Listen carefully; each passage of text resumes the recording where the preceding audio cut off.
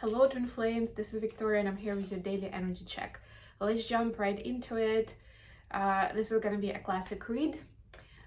We are going to see what's happening with the masculine and feminine collective, get some extra insight on one of the topics and see how they're feeling about each other. That's going to be the question today.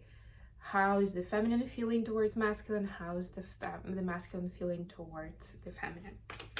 Okay, we are going to start with an oracle card, as always. Today I've got the wisdom of the oracle deck with me, and the first one will be for divine feminines watching. Hope you guys are doing great. We have snow in New York area. It's pretty.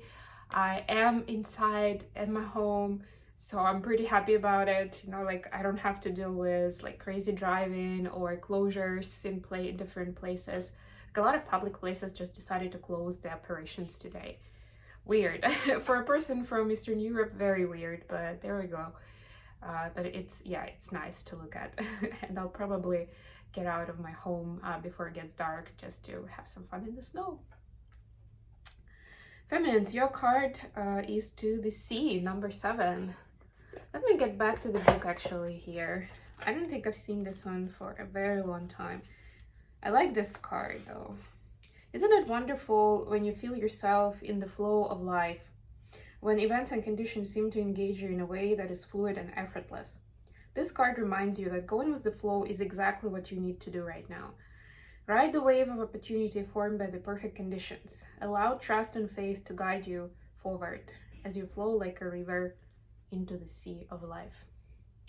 You know, just telling that story about the snow, and to me that's like exactly what it is. Like, could I plan to spend outside time with the snow? No. But it's snowing, it's pretty, it's wonderful, why not? And my day is absolutely busy crazy, but I am gonna find time for that. Oh, look at that, we have serendipity for the masculines. And you know what I like about it, what I love about it? I mean, it's a very pretty card in general, and I'm gonna read the message quickly, just to be fair. But it has a little girl here, and to me it's always like this. And serendipity is, as you can guess, is a lot about good luck charm, like something or someone in the life that's bringing you good luck. And to me it's always like the feminine energy that's bringing in good luck. Of course, it doesn't have to be just divine feminines, especially if you're not in communication. It could be somebody else in the masculine's life, but it's still good to know that, you know, the more they have these positive experiences with the feminine energy, the more they get healed just overall, and like in their personal stories and for the collective in general. So it adds up to the general balance and harmony in relationships between feminines and masculines. You stepped into alignment with the greater good, where your dreams and the collective dream resonate in exquisite harmony. Just talking about that. Now is the time for luck and preparation to meet and create miracles that you could never have planned all by yourself. Keep in mind that you are a channel for providence right now, as a higher energy uses you as a force on behalf of the whole world. Everything you bring into being now will leave a wondrous legacy for others in the future. Your service to the world is being supported at this time. Expect the unexpected and smile, for Spirit loves you very much. Beautiful. Love this as a start of the reading. Let's get going with the tarot now. I've got Sophia Charles's deck today. Already have cards flying out. Ooh, this girl is on fire. Let me just pick up the card and see if I can do it in a graceful way, or maybe not so much. It flew away very far. It's a slick deck. It's just easy to shuffle, but it can go far. There we go. There we go. Okay, additional question. How the twins feeling towards each other. Bottom of the deck, 9 of Wands. Yeah, so in this deck, it's kind of like paying too much attention to other people, people pleasing, those kind of concepts. So there is an opportunity to take a look at that, especially as we're approaching. Remember, I keep talking about the shift of Pluto going into Aquarius, It's not for the long run yet. It's not for the 20 years yet, but it is for the majority of this year. And the switch between the Capricorn into Aquarius energy is actually the shift of like the status quo to something innovative, right? Like we shouldn't be doing things just because we're used to doing them a certain way. And that certainly to me speaks to that. And that's happening tomorrow. So yeah, like, you know, we are in that energy. You could be feeling shifts connected with that. 3 of Wands for the at the bottom of the clarification deck. So setting intentions to change things around, to stop people pleasing, to stop thinking too much, worrying too much, let's be honest, about what other people will think, whether they will approve of your choices or not. Feminines, your energies, the world in reverse, clarified by the wheel of the year, which is the wheel of fortune. This is the card that flew away. So questionable whether it is really in reverse or not. So I would take it metaphorically as like everything, right? And in between, because it was spinning a lot of times. But what I also like is there is a wheel of fortune here, which means that things are developing in a natural way. So it may feel like you're lacking closure, or it may feel like something is dragging on in your life, or maybe there is a plan to move on to something else. Again, speaking of Pluto shift, and you feel like there are some obstacles, right? Or let's say you decided to designate a certain amount of your time, maybe even like you already have an actual plan, like next month I'm gonna do dum, right? For my big goals, for something important. And then suddenly something starts happening where you need to modify that plan almost immediately. That goes into priority, this comes up, that comes up, this person asks for a time, and you're like, oh, really? Like that was so important, I was so determined to get it done, and now it seems like almost like the universe is playing against it. So if you catch yourself in any of those thoughts, just know that things are happening exactly as they're supposed to be. So and it doesn't mean that the goal is bad or the idea is not great. Maybe just not the time, right? The wheel of fortune is about divine timing. That's how divine timing works, really. If you are trying to do something great, but it's out of time, it's not going to be great in the end. Like something is still not going to work out. So the universe is trying to kind of shift some things around so that you can arrive with your great thing at the great time, right? So it works perfectly, as much as possible, at least in alignment. If we have the intuition to listen to that, to recognize the signs. So pay attention to the signs, if in doubt. Ask questions. For masculines, we have 9 of Pentacles clarified by 3 of Swords. Ooh. So masculines are kind of feeling lonely and a little bit, how do I say this? I'm getting this proud energy where they're by themselves and like, I'm just fine. I'm doing just fine, just the way I am. I don't need the feminine by my side to feel complete, you know, like the songs say. Like, yeah, I'm feeling badly for how things turned out. I'm feeling badly for what I'm realizing about myself now in all of this, through all of this, and my previous relationships too, and how they've, I don't want to say damaged, but let's say, for the lack of a better word, how they've damaged my, like my vision, my lens that I'm looking at relationship with, at love with. And the more love I feel, it's almost like the more rigid and protective I feel that I need to be with the person, which doesn't make sense, and that adds to the pain, but that's how it's been. There's that realization. What's the additional question? 7 of Swords clarified by Queen of Cups. Yeah, so this is again rigidness of emotions. Where do we put up the walls where we're not really, where we shouldn't, right? It's a defense mechanism that is not really saving us. Like, you should be protecting yourself, but there are cases when it's going against you. Feminines, 8 of Cups clarified by Karma, which is judgment in this deck. Very interesting card with the eclipse and everything, right? So sometimes things are playing, again, like I was saying just earlier, things are playing out the way they're supposed to. This is the feminine energy, so this is a continuation of that story I was telling you, with the Wheel of Fortune and divine timing. Things are playing out exactly the way they're supposed to be, even if our brain and even our heart, you know, is still kind of part of our conscious and subconscious, they are telling us that this is not great, we should get away, we should avoid this at all costs because it's painful, it's unpleasant, it's depressing, it's whatever it is, right?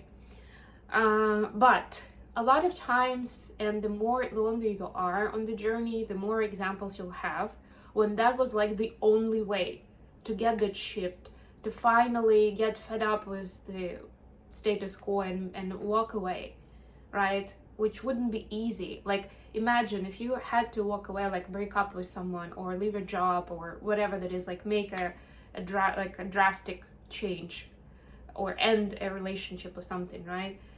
Think about why you did that, what pushed you over the edge. And if that thing didn't happen, there's a good chance you would be still in that bad job, bad relationship, and bad like meaning that it wasn't suitable for you for much longer. You wouldn't be able to move on to something bigger and better. You wouldn't be able to grow like from a different type of experience, or even from that one, right? Like, it's almost like the same result would be gained in much longer time period, and maybe even cause you more suffering along the way. A lot of times that's the case too, right? Like all these different things. That's why, and those examples, as they build up, they help us build the trust more naturally in being grateful for how things turn out, even if they don't look that good. If it feels like the karma, like it's a negative karma, where it might actually be positive. If something's being taken away from you that's not serving you, that's draining your energy, that's upsetting you all the time for no good reason. For masculines, the Hermit clarified by 9 of Swords. Yeah, masculines like to get away into this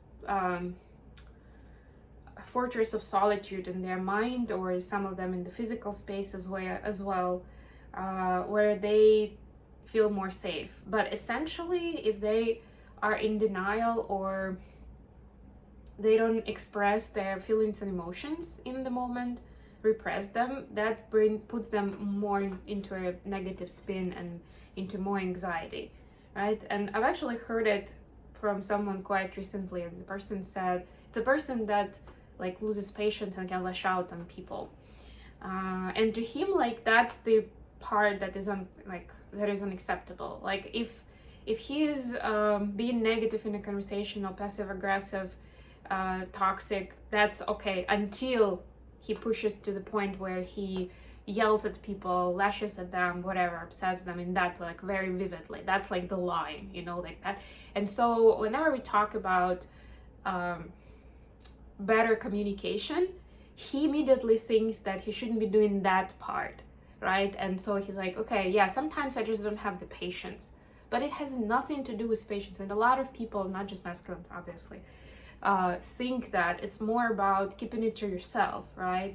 If I'm keeping it to myself, if I'm in this place of solitude, then it's acceptable, then it's fine. A lot of times we're brought up that way as kids, right? Like, what's the definition of a well-behaved child, or like a good child? Like, yeah, this is a great kid.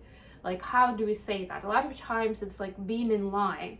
It's not expressing yourself too much, right? Being convenient for the adults around. And that, of course, trains us to the point where we just carry on with that in life, and we feel like that's the solution, right? I just should keep things to myself, where it's not really a solution. It might be to other people for a little while until you lose your patience again, but it won't be for yourself, divine masculines, right? Because you're still left with all this anxiety or with all that negativity, all right? Like a kettle that's like exploding because it's boiling and there's no way for the steam to come out or something. So it's a coping mechanism for sure. Not great. Wouldn't recommend it long term. If things like that come up and you catch yourself that you had to restrain yourself from expressing yourself freely, that should be like a note in your diary. Like, that's homework I need to work on, to understand why I was triggered this way and what can I do to work on it. How are feminines feeling towards masculines? We have the Valor, which is 7 of Wands in this deck, and clarified by the Emperor. Yeah, so feminines are kind of feeling that masculines are taking distance to figure things out for themselves. And they have a lot of respect for them to figure out what they stand for. So it's not just like feminines would not have as much respect if masculines would just say, yes ma'am, and just go with, or whatever, like ma'am, sorry, doesn't matter, gender doesn't matter. We just go with whatever the feminine says, right? That's not the point. The feminine wants the masculines to realize who they are, what do they stand for, what are their values, what are their non-negotiables in a relationship, right? So we can have that specific conversation and not just like talk about abstract things. Like, what does that love actually mean? Like, there are specific things that we know how we are, or we should get to know ourselves, and it's part of it too, to understand our love languages, the way we perceive things, right? Like all of this personality stuff that and moral values, right, that should be intervened, like ingrained into our relationship and the way we build it. We should be aware of it. In the same way, it will help us to continue the topic that I was just raising with negative emotions. It will definitely help work on triggers, because you'll have a lot more information at the time of a trigger of why it comes up. How does it go in conflict with what you're considering as happy, joyful, morally right, all of those things. How are masculines feeling towards feminines? Oppression clarified by Kino once. Yeah, so I think it's pretty obvious. There is a lot, there's a lot of desire underneath. It may come to the point that they kind of bite themselves on the tongue. They stop the communication because there's a lot happening. A lot happening with them trying to deal with the karmic stuff and also figure things out emotionally, internally, right? It's seeing the feminine as this creature that like understands themselves, understands their gifts, understands the passion and the goal, right? Like being very much determined and just going for it, and feeling like they have to kind of like put out fires and deal with day to day. That always seems to prevent them from looking at that bigger picture and dreaming big and being able to go for those big dreams, right? So there is a little bit of jealousy there, I get. It's just funny. Just not like, it's not a romantic jealousy in any case. No, this is more like they can do this stuff, right? They can make all those brave choices, and I'm just here running around trying to pick up the slack from other people, or to make ends meet, or to be responsible and take care of people in my life or whatever. And I'm not saying the feminine is not doing it, but again, this is a perception, right? In the perception, like the feminine is that person who can like afford, not monetarily, but like actually has that capacity to go for those dreams. And that's something that they look up to feminines for that inspiration, for guidance, and hoping that they can do the same sooner than later. Okay, I hope this was good for you guys. Thank you so much for joining me today. I love you all, and I'll be back with my readings very, very soon. I'm also gonna post a reading with horoscope for messages for the full moon in Leo that's coming up next week. It's gonna be on my other channel. Likely I'm gonna publish it tomorrow, but just a heads up that there will be some more guidance for your specific zodiac sign. All right, love you guys. Bye.